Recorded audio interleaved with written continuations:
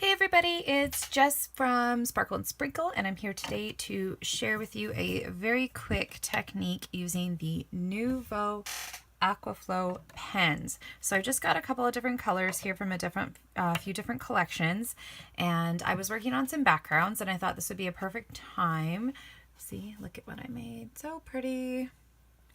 To showcase just how to use them, or one way that you can use them. A lot of people are like, how do I use these pens? Well, obviously you can watercolor in a small area. Make sure you can see me on the screen here. You know, you can get a nice fine tip. You can get a broad stroke. To make the backgrounds that I did though, I just squeezed it a bit, got out some color, and then just started playing. So this is watercolor paper I used. I'm using this watercolor paper. I picked it up at the local store. Really simple, medium grade, textured surface. So we're just gonna scribble and color and scribble and color. See, they'll start to blend after a while.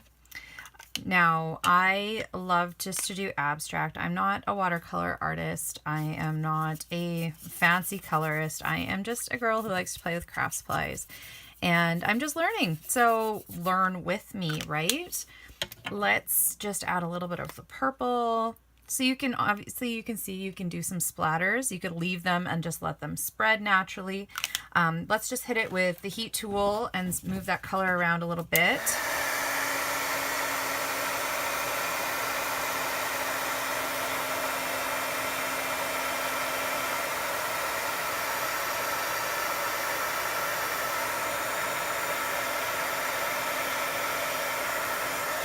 So you can see how the colors will blend and shape and move together. This is just a empty blending pen with a little bit of water.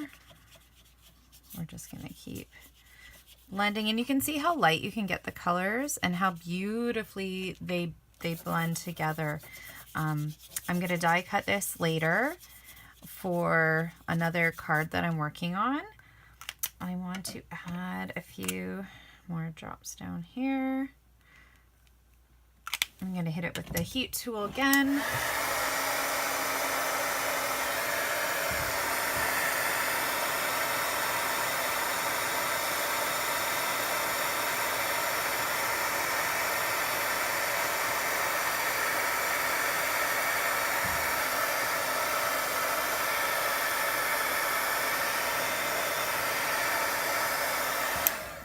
And you can just keep blending and building these beautiful backgrounds.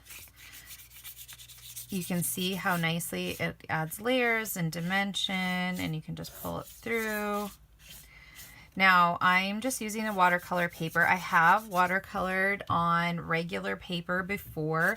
It does hold up okay, but you wouldn't want to get it this wet and blend the colors. Then I would just color in one area with it. You can build your colors. What I like to do is actually I'll use a block at the side, or you could use your glass mat. But when I'm doing it without a glass mat, I'll make myself a little palette. So I will actually put, you know, a little bit of color there. And there,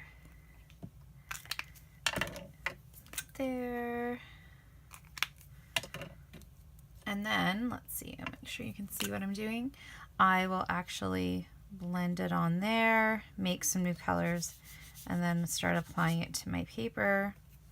Or if I just want to dilute the color, I'll just add a little bit of water and dilute it, and you can see then it's really easy to apply, or you can just pick it up and put it straight on.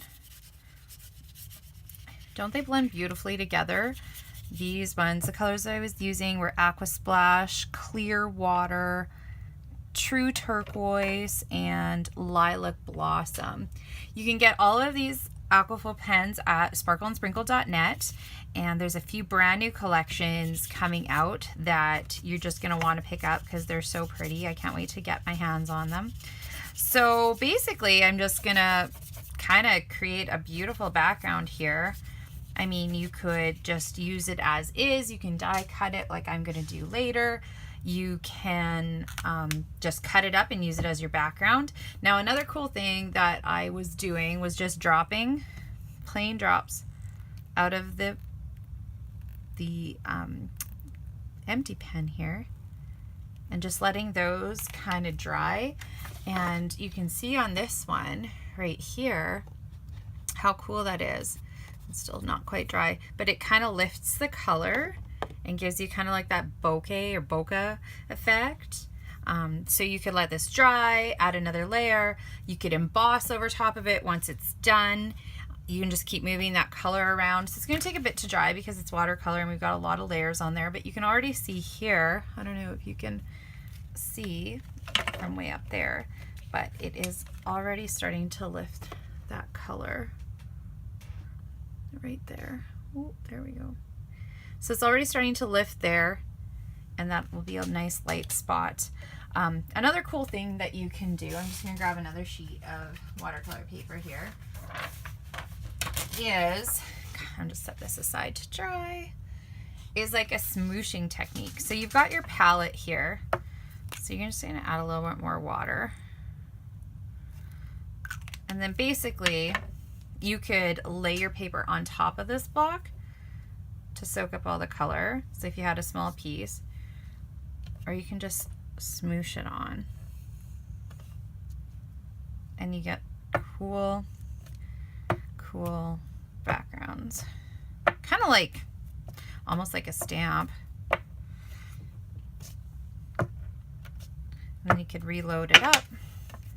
I'm just gonna go in again with the empty one, with just the empty water blender.